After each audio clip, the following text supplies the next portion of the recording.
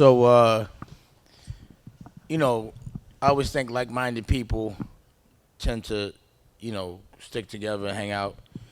And this is Jason Jeter. And, in some ways I say, like, he'd be like the Dame Dash of Atlanta because he does things independent, but he also, like, pops or does things with pop culture as well. So, partners with T.I. in the very beginning. Yeah, for sure in the beginning. So I'm the Jason Jeter of I'm what you call like a 1-800 dude for real. So I'm like a little bit of everywhere, for real. Of course, it's Atlanta, and it's wherever I need to be. Started off with Ti, so without a doubt, from the beginning, my infrastructure was modeled after Rockefeller. So that's Grand Hustle. That's Grand Hustle. So you're the administrative, not the creative, also the creative, but Sure. what Dame Dash did at Rockefeller, sure, what you did at Grand Hustle. The business mind behind the whole play, right? There's a fundamental difference between you and I. There's a big difference between you and I. You're a very humble guy. There's differences. You're a very humble guy. Yeah, for sure. Like, I wasn't aware that, Travis Scott went through Grand Hustle at first. Yep. I'd just be talking to you and you'd have like the #1 record out and not even bring it up. Yeah, I mean, we had Travis. I signed Travis when he had like 500 views on YouTube. So we was in business all the way up into this last album, this Astro World album. Actually, we just kind of settled up with Sony for the rest of the deal. Wow. And you also have clothing. You're big in fashion. You got, what's the name of the brand? Cool. I got Hustle Gang and I got Strivers Row. But let's talk about it, Cool, because that's been around for a while and it's been generating a lot of money. I'm not going to get into in your pockets, but you're very relevant in the game and surviving when a lot of brands didn't sustain. Yeah, nah, for sure. That's a fact. Humble though, real humble. And then Savile Row. Strivers Row. Savile Row. I got trained to make suits at Savile Row in London. That's why I got confused. I'm sorry. But Strivers Row is a very stunty place in Harlem. Absolutely. Right. And you have your own store, or I remember you had a store. Yeah, I had the store, but I shut it down because you know how stores are. You gotta be there a lot. You gotta be there a lot. Pain in the ass. Yeah. So there's so many things that you do, and there's so many things you're probably doing that I don't know. I'm not even gonna get into it. You always hear you buying some shit. Every time I talk to you on the FaceTime, there's as big a house as where I'm in, and I like that. You always taking pictures from around the world, right? So you're like that guy. Be like, yo, people need to know about you. Like, they don't need to know about me, but I think people should know about you. So, what's it like being, and not to say behind pause, but like just not in the front and making so many people help them get successful, and almost helping people, but not getting any kind of credit for it. It just depends for real, because like you said, you don't get credit, well, at least the way that I play the game. You know what I'm saying? Like, I definitely have played the back, as you would say, pause. You know what I'm saying? But I definitely, like you said, I've been the guy that's been in the background pretty much, making things happen. And a lot of times most people don't even know. But personally, like, I actually like that. You know what I'm saying? Like, I like that. I like to be able to move like that. I like to be able to just move through life and, just doing me and being able to do what I want to do when I want to do it, But, of course, when people don't see you coming, you really see a lot of things that other people can't see. I just think you're shy because you're an artist. And some artists don't like everyone to know that they're the ones that are creating the art. They don't want to be judged. But, like, you take the fashion thing serious. It's not a business. You really do cut and sew, and you do all these different things. And you have the little art gallery thing on the low. It's not a shy thing? Shy? Nah. A little shy. I don't even think it's, I've always been a quiet dude, period. You know what I'm saying? But you don't stunt quiet. I just live my life, so it is what it is. You know what I'm saying? I just want you to stunt. Yeah, I know you always say that. I just want you. I want you to stunt pause on me, like front on me sometimes, but you won't do it. Why should I? Because I would enjoy it. You ain't never front on me. Why should I? Front I always on you? try to front on you. I be front on you. I ain't never feel it before. That's all right. That's the ultimate stunt right there. He's stunting on me light. Ooh, I didn't even feel it. I'm just saying, I ain't never feel it before. Like, I respect that. That's why I fuck with you. Because I don't really fuck with too many people that are still in the industry. And that's another thing. You have a very independent mentality, but you still at times work with the corporate. How do you balance that? And that's something I've never been able to do.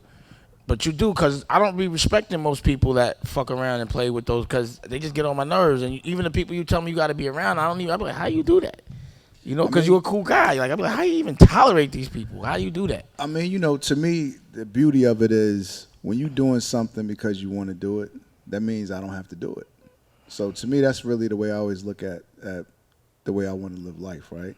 Like, I want to do what I want to do when I want to do it. But I'm doing it because it's from a place of passion, right? So at the moment, the time I feel like, I ain't really feeling this, I can actually afford to leave. You know what I'm saying? And I think that's when you playing a game like that, like music business and I played that game, but I like being loud about it. Yeah, and I left. Yeah, I was like, nah, fuck y'all. I ain't got to be here. I ain't going to come outside for 10 years. I'm going to still have more than y'all 10, 20 years later. But you're like, but you like but it doesn't, I guess it doesn't bother you, the bullshit?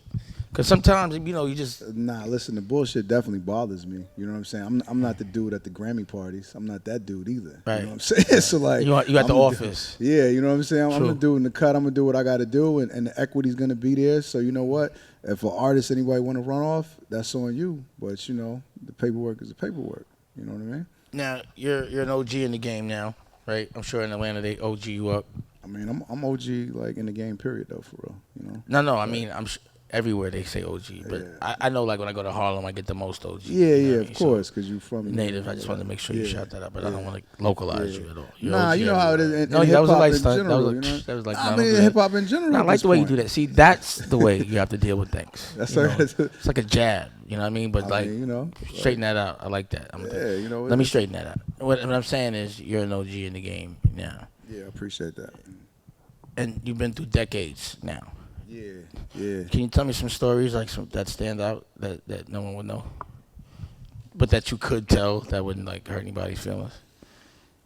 Damn, that's a tough one. Stories that no one would know. No, well, something you could tell, but because no one knows you're there. You've seen some shit that no one's seen. I mean, I've seen a lot of shit. You've seen a lot of different transitions and evolution in Atlanta.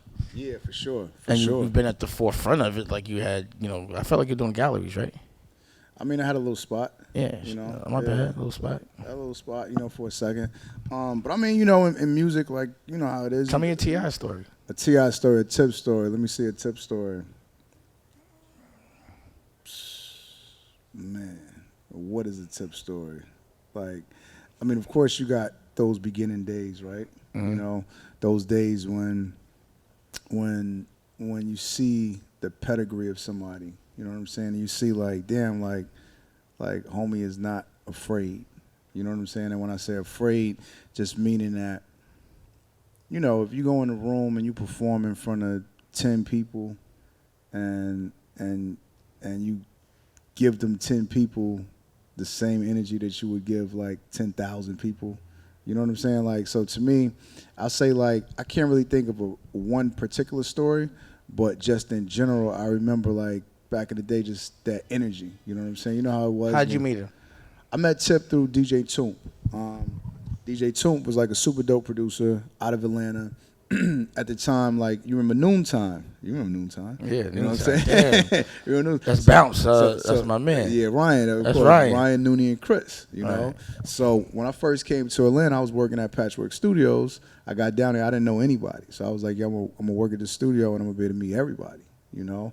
And I met DJ Toomp, and DJ Toomp was dope, but he wasn't a part of nothing. You know, he wasn't a part of like a unit. Noontime was like on every album at that time. You know what I'm saying? So to me, I was like, yo, Toomp, you gotta find an artist, right? You gotta find an artist to display your work on, you know. And at that point, we clicked up and we said, yo, let's find an artist, you know. So he actually grew up with Tip's older cousin, and that's how Tip came into the fold. That's how he met Tip. So he hit me. He was like, yo, I met this kid. We had already met like 1, 2, 3, probably 4 people already before that, you know, that we just passed on. And he hit me. He was like, yo, I got this kid. I want you to meet him. I went to the barbershop, and we was in the barbershop, and we was just talking probably for a couple hours, you know. And I'm at the point like, all right, where the rapper at?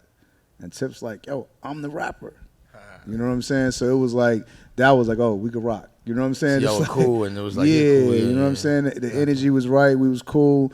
And from that day, you know, we went in the studio like 3 days later and cut like 4 records. And then I'm doing a deal. Now, he's had some very, I would say, moments that could be looked at as challenging career-wise. You know, some obstacles, and he's gotten through them. In those moments, how do you deal with those defining situations where things happen that you just aren't expecting to happen? Like, how do you get through those times? Because you've seen some serious times. Yeah, so I mean, you know, I think that On so many levels. On so many levels, right? But I think that for me, early on in my career, like going through different challenges with Tip, clearly as my business partner, but as an artist and the person that I'm making the most money with, right? My main source of income in a sense, right? Right. You know, so to me, just going through stuff really just showed me early, like, yo, you got to diversify ASAP, pronto. You know what I'm saying? Just being that, you know, somebody get locked up. Right. You don't work, so damn, I mean, I'm sitting here, but I ain't working either, so let me figure out how I can get to work. Trust me, I remember those moments. Yeah, absolutely. And I've had my challenging situations. Yeah. And as far as the evolution of you and who you are now, what do you see the future based on what you've learned from the past? What's the Jason G, what's going on now? What are you cooking up? Because you always cooking up something. Gotta cook up. Gotta always cook now, up. I don't know if you talk about these things, but I've been hearing your name. Like, a lot of people without mustaches have been bringing your name up. And that means bankers. And they're like, you know, there's a group, Jason G, they bought some shit. You know, can you talk about that? Nah, for sure. So I started an investment syndicate, you know, so probably about... Like a fund? Not a fund, but like a clique of people that I rock with. And we throw our money together and we go and get things, you know. So about 5 years ago, maybe six years ago now, I was just, you know, I'm in Atlanta and I'm in the world, right? I'm moving around. I'm always moving around. And we always hear these stories like, yo, what is it, Uber, this, that, you know, like what somebody else got because they put in money on day one, you know. So that pretty much just made me say, like, you know, shit, I want to figure this out. Like, I want to get some money over there too, right? You know, so that really, you know, like I said, I really started exploring, meeting people, and just really seeing how like the whole tech space work. You know, how Silicon Valley work, how people get deal flow, and as I started learning, I learned the game, and the game is, yo, you gotta make a lot of investments. You know, so instead of me just going in my pocket a million times, I'm like, yo, for real, I got a bunch of friends that they got the same thoughts, right? So if I put some bread in and I got to play, and I come back in the room and put 12 guys in the room and say, this is what's going on, you guys putting in a what? You know, so that's really what we started to do. That's real entrepreneurship. So when you put up the money, you don't have to shave your mustache. I mean, I ain't wearing no suit. I ain't wearing no tie. I'm doing me. When you put up the bread, you can look and dress and do whatever the fuck you want to do. I like that. Yeah. So what did you cop? So I invested in Airbnb. I invested in Lyft. Okay. Yeah. Light stunt, straight face stunt. Straight face. You familiar with Doses? No. What's Doses? Doses. We got 2 stores. One's on 3rd. One's on Abbey Kinney. So it's a vaping. It's a vaping brand. You know, but it's like full transparency. And it's a whole store. Whole store. A retail for vape? Retail store. Yeah. That's retail you? store. Well, I'm a part of it. I invested in it, you know, as a investor. I like the way you say that. I invested in it. You got that invested in swag. So my man Gunnar Winston is the CEO, though, you know, and he's a good dude. You know, I've been knowing him for a long time, so that was one of the things that, you know, that made me invest, because what you start learning about investments is like, yo, you know, you invested in an idea, but you really invested in that founder, right, to see the idea through. You talking that talk. You talking that invest in the founder shit. Yeah. So with Doses now, like... Because, you know, I've been talking to some CEOs, and that's what they say. It's always great to work with a founder. Yeah. You know, and find CEOs. It's crazy. Yeah. I mean, you know... You talking that talk. You're talking boss talk right now. I mean, you know, like you said, I'm putting my money up, right? Boss. That's why. That's the only reason why we talking. You know what I'm saying? That's why I talk to you. It is what it is, right? It is what it is. So yeah. So a brand like that's Doses, why I be like stunt, but you stunting. I mean, he quiet. You see his stunt game? I'm just gonna tell you what's going on. Light. But he stunts. It's a good stunt. I like it. So we in Canada now. You know, we in Vegas, Planet 13. We got a shop. And in Vegas, we obviously in California, in Denver, in Florida. So we moving, you know. But other than that, we just bought All Def Digital. Oh! Yeah, I wish I had the band. I'd play. What you mean you bought All Def Digital? What do you mean? So, you know, All Def. Russell Simmons started All Def and like... You bought that? Yeah. Copped it all? Yeah. All right. Yeah. What's that mean? So 2016, Russell Simmons starts All Def, you know. They raised a lot of money, put a lot of money into it, created a bunch of shows, IP. A lot of YouTube. A lot of YouTube shows, but that also gives you like All Def comedy, All Def poetry. It does? Yeah. What? Yeah. Wait. What time? Yeah. You just got All Def Comedy, the brand? All Def comedy, the brand. All Def poetry, the brand. Yeah. And the catalog that comes with it? Nah, that's HBO. So now you take it and you build on and move forward, you know? So you know how that go. That's a brand that got a lot of equity in it. You know what I mean? So now we take it, we reactivate it, and start the new generation of it, you know? But other than that, YouTube, bunch of shows, arts and raps, dad jokes, few million, 5 million subscribers on YouTube, on Facebook, a few shows on Facebook, 5 million followers on Facebook. So what's the potential you see in everything that you just acquired, and how are you going to monetize those things? What's the plan when you acquire something? And was that based on a multiple, or was it based on, how did you evaluate that? Nah, that was based on that wasn't really based on a multiple at all, right? We'll talk offline. Don't worry about it. I got it. So that was a deal in a sense, right? That was based on we put a bid in and we won the bid. You know, it was at auction. Yeah, it was like at an auction, absolutely. You know what I'm saying? It was on that level. Yeah, you know what I'm saying? So we won the bid, and that was because, you know, more than anything, we was of the culture. We had some bread. I've been to auctions. Yeah, so you already know. Yeah. So that's how we got it, and now the plan is, you know, of course, YouTube. You guys are fucking smart. Hey, you know, some motherfuckers, see, a small thinker says, I go to an auction for a car. He goes to the auction for some businesses. That's why he has a mustache. Cop smart. Yeah. Okay. Okay, I get it.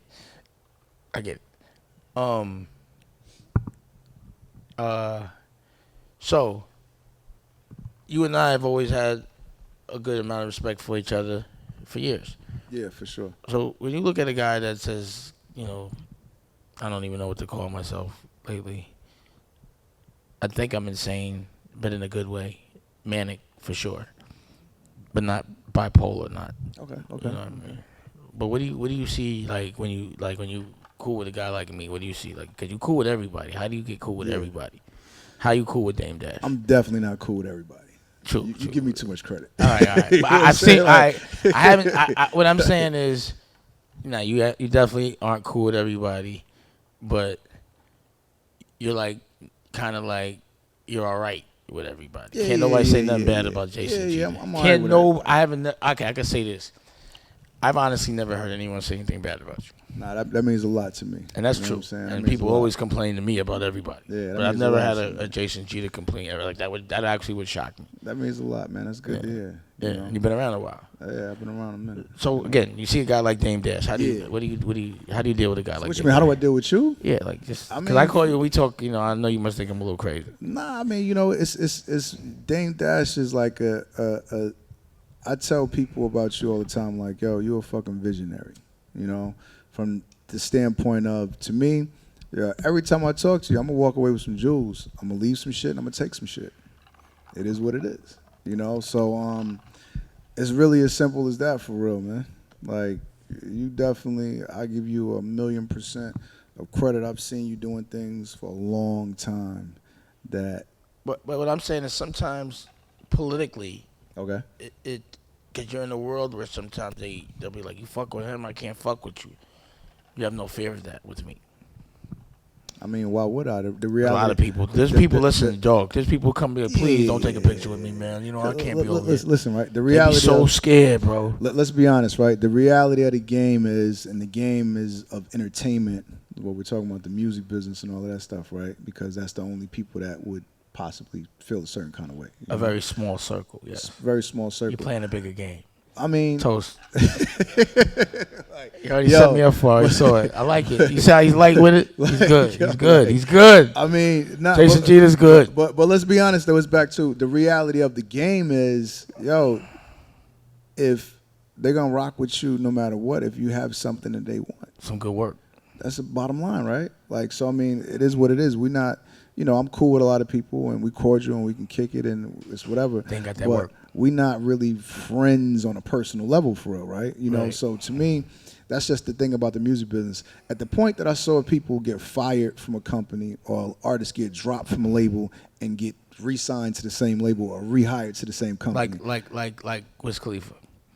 Wiz Khalifa is a great He example got of that, dropped. right? I remember stepping the tide. Yeah. Like, you dropped Wiz Khalifa. Yeah. Well, he'll be at my spot. And then they signed him real fast. Yeah.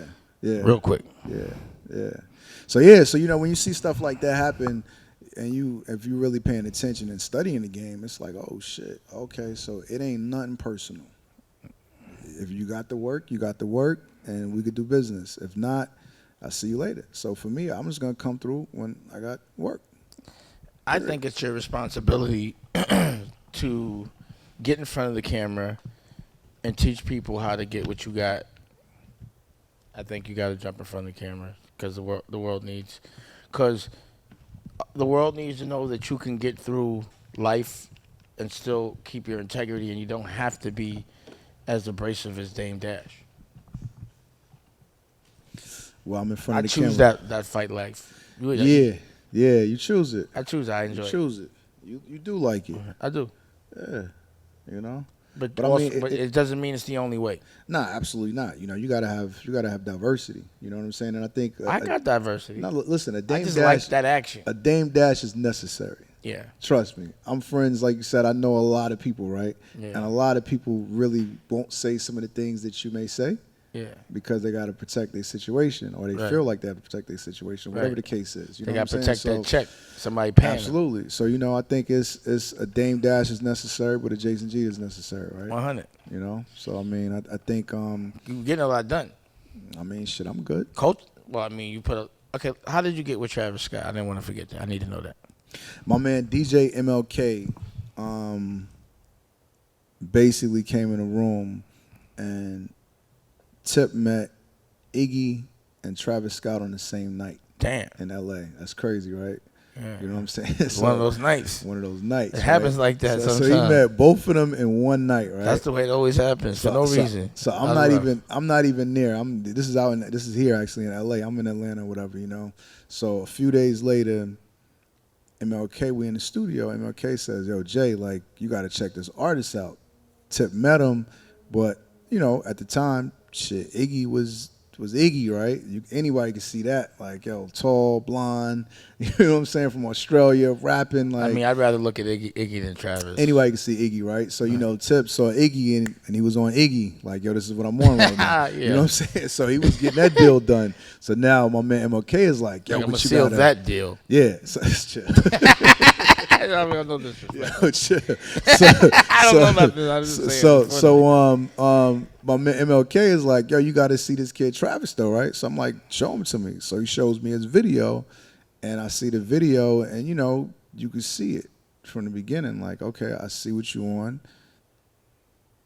Clearly, I see what you on. You know what I'm saying? A lot of this, like rock and roll rap type shit. Rock and roll good rap. Show. Did you see the show? But he was an art. Nah, this is just a video, and he directed the video. Okay. You know what I'm saying? Yeah. So he had the whole artistic point of view. Like that. And you like that. Yeah, for sure. You know what I'm saying? And then I jumped on the phone with him immediately. I was like, yo, you got his number? Call him. Right. So I jumped on the phone with him. You knew. Called him, hollered at him, and this was like on a Thursday or Friday, and I ended up shooting to L.A. on that Saturday.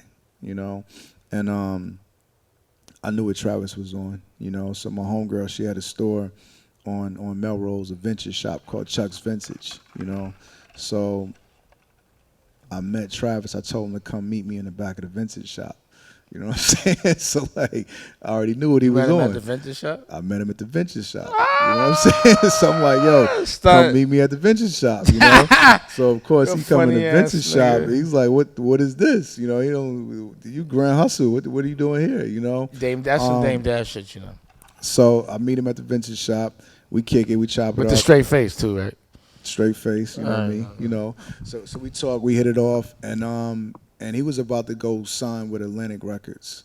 Like, he was literally going, like, on that Monday. He tells me this. He's like, yo, I'm going to meet with Mike Karen, Craig Kalman, on Monday, the whole nine, right? So, you know, obviously I got a lot of money with Craig.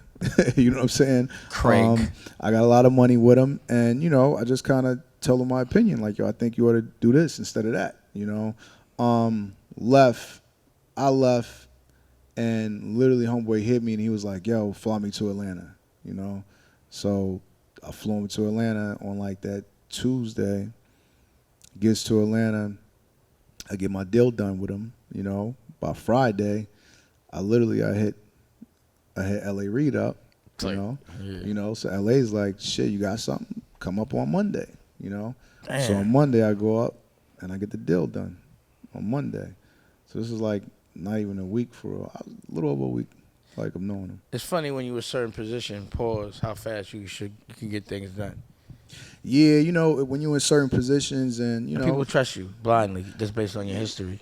Yeah, I mean, you know, you got to think, though. Me and L.A., we had a lot of history. You know what I'm saying? Like, he had missed out on Tip, you know, from day one. He signed He wasn't Tip. picking up the phone. Did he do that to you? He signed Tip. Did L.A. do that to you? No, he's done that before on different scenarios. He's you know what crazy right there. Right? He would never pick up the fucking phone. But do you know there used to be a buzzer in his office at Def Jam because I used to just to lock the door because he wouldn't pick up my calls, and I would just go walk into his office like, yo, bro, what's up, man? I got to get this thing back. I know L.A. wasn't having that. He had a buzzer on his door. He put a buzzer. It was called the Damon Dash buzzer. But you know the dopest thing about L.A., though, man, for real? Like, he cares. Like, yo, he cares, and he can't say no when he's in front of you. He won't say no when he's in front of you because that's why he won't get in front cares of you. about his credibility, right? So he gonna dodge you because he will not get you. He gonna when you get him, he gonna say yes. Yeah, absolutely. You know, he let Cam out of that deal unrecouped completely. No, he let us out of the deal. So like, yo, go ahead, fuck it. So obviously Cam was in a different scenario. Well, it was just that Cam was like, it was just a conflict for him to be there with homie being the president. Yeah, it was no way that could happen. He was like, you're right, so he let him go, and he was unrecouped a couple of million. I mean, not to tell his business, but sure, L.A. did that without a blink of an eye. He didn't give a fuck. And that's really and I respected that. Right? He always did the right thing. You know, he I was in front of him right when he did it. You know, but to your point though, it's scenarios when he'll kind of avoid you. You know, when you don't want to. You know, but when you catch up with him, he gonna say yes to everything. But also too, when you bring him something else, or when you get back in business, it's like he gonna make it up. He always makes it up. You know what I'm saying? But it's frustrating. Yeah, trust me. I remember calling Usher like, does this nigga L.A. not pick the phone up for you? He's like, man, he did not pick it up for me. Don't take it personal. For real, because I don't understand this shit. Like, I'm rolling right now. He's not picking my call up. Yeah. I understand it. But, you know, again, when you get in front of him, it's respectful conversation. He usually gives you whatever you ask for. For sure, I miss dude, man. Like, just, you know, being, he's still around. He's not dead. I mean, he's still around, but you know, like, for real, like, just being in those positions for real. Yeah, you missed that. Yeah, like. Well, he hasn't cut me a motherfucking check in a minute, but he definitely at Def Jam. He had this dope deal for where, like, if I gave him a project, he'd give me $100,000, and he made it real easy for me. Yeah. I ain't gonna lie. L.A. Reid definitely was good to have him in the right position. Yo, right to me, L.A. and Jimmy Iovine was like. Iovine didn't look out for me at all. Nah, I mean, I did a couple deals with him, but I never, like, got no real bread with him. But I always respected, like, the moves. You know Rockefeller was originally supposed to be with Interscope, and Steve Stout fucked that deal up. Damn. We were originally, I sat with him and the dude Ted, I think, with the ponytail. That was his partner. Yeah. And we were going to do the deal. That's crazy. And it was funny because Steve Stout was playing with Interscope and Tommy Mottola at Sony. Yeah. And he was fucking with our deal. Yeah. Like, that's why another reason why I used to torture this nigga, because he used to play with us too much. So he fucked that deal up. I think we would have been better at Interscope. Yo, that's interesting. Like, Rockefeller Interscope was interesting, and I'll say that would have been ill. Because Jimmy with he opened up the gates, right? Like, but the only downside is during that time he loved producers so much. So that's the only thing that makes me wonder about that. You know what I'm saying? Jimmy was an ice cold businessman when I was around him. Yeah. He was like, if you're not rolling, I'm not paying. That's a fact. And it was a couple of people that was like had cold moments, like Dre. Yeah. And Teddy Riley. Yep. And they was on the chopping block. He didn't give two fucks. He took the way he was laying it down. Like, yo, if they don't have something soon, it's a wrap. It just costs too much. Yeah. And I was like, damn. And then, like, you know, Dre hit him hard. And I think Teddy Riley hit him hard, too. Yeah. I guess maybe that kind of pressure makes people bring their best as well. I mean, you know what it is. You better. Yeah. But it's a cold world out there. Shit. See, I think what people have to understand, see, black people start to have personal feelings. Yeah. And you care. And when someone's losing, you'll still put money into them. Other cultures be like, business is business, and you got to understand that you got to go. And that's what pisses us. Is business. Business is business. So that's what I'm on now, right? Yeah, see, it almost like gave you like a business is business check. Like, exactly. You got to be on that. Now, right? Yo, my company. You almost made a record. You said business is business. But you know what's real though? So I got this new company called Heavy Sound Labs. You know, it's redefining what a record label is. You know, because what is a record label for real? At the end it's of the a division. It's a division. You of know, a bigger picture. Absolutely. You know, but to me, your point though, business is business, and I say this right, like you was a dude that we pretty much sat in the same seat in different cars, right? You know, and we know that in the music business, artists always show people like us that it's business. You feel what I'm saying? Mm-hmm. You totally feel what I'm saying. You get to feel the business is business. Yeah, you get to feel the business is business. And let's be honest, it ain't nothing personal. We can name a ton of artists, rappers, entertainers that you work, you get to a certain point, and they turn around to whoever kind of helped get them there, and they tell them, yo, you know what? Business is business. That's what Jay told me. That's my word. That nigga told me that. That's what it is, right? I was like, what are you doing? He was like, business is business. I was like, oh, you had the business is business talk? Yo, business is business. They tell you, hey, man. I definitely caught the business is business talk. The car stopped, and we're going to keep going. Business is business. But you got to get up out of here, though, bro. Like, I mean, so. He's like, why pay 3 when I can pay myself? Yo, I mean, that's just the way the game goes, right? Business is business. And business is business. You know? So to me, all I'm saying is someone be the same way. Me too. Business is business. That's why I only do business with me. You know what I'm saying? I'm going to borrow me or get business is business. Going to be with me. Business with others too, but they going to know from the door, Yo, bro. you see all this content with me. You see that picture? That's me. See, the thing also with celebrity needs to be leveraged at the time. It makes things easy. So I need to sometimes be known for shit so I ain't got to call nobody else. Because it be my point of view. I'm sick of motherfuckers getting money off of my point of view. Nah, trust me. I overstand. Off my swag. I overstand. Like, fuck it. I'm getting in front of this camera, man. If you don't like it, fuck it. Turn the channel. But anyway. Yeah, but see, I feel that, but at the same time, I made a rock record I'm about to play for you after this. I feel that. But singing at 48. I feel that. I give 2 fucks. At the same time, I still say the game needs you, though. Which one? Monopoly? Or the bigger game? The bigger game. The business. Well, that's why I'm doing television networks. Sure. It's a different game. That's why I said now I have to teach people how to make it a division as opposed to a business model that you put all your eggs in one basket. Yeah. It has to be the marketing of everything else, but you have to know what to stimulate. You have to have the ancillary things. You have to know how to package that shit up, put it out. So when you hot, you got something else to sell but a record and a stream and a show so that you have some residual income. And that's what I'm teaching everybody by showing them, leading by example, really. You know what I'm saying? But let me stop talking before I get manic. Nah, but that's a fact though. I just said something about that like on Twitter. Like most managers today just work for the booking agent. That's it. That's all you need. You know what I'm saying? A booking agent and an assistant. But a publicist. You don't need too much more. But I mean, it's from the standpoint of though, most managers aren't really building businesses. I get it. You know what I'm saying? They just run on a treadmill doing shows, which is great, of course. You know, they become a middleman. Yeah. And now you're artists, you become a slave, so you gotta do a show. And people understand what that takes. That takes a lot of your time. Yeah. A lot of sleeping on a bus, a lot of sleeping in a hotel, a lot of that. And residual income is where it's at. It's like it's cool, we know when you're 20, you know, when you're young and you ain't got no family, you know, it's cool with all of that, right? But at a certain point, you want to relax. Life change, right? When you really fall in love, you want to be with your girl. Yeah. Change. You want to cuddle all day. Yeah.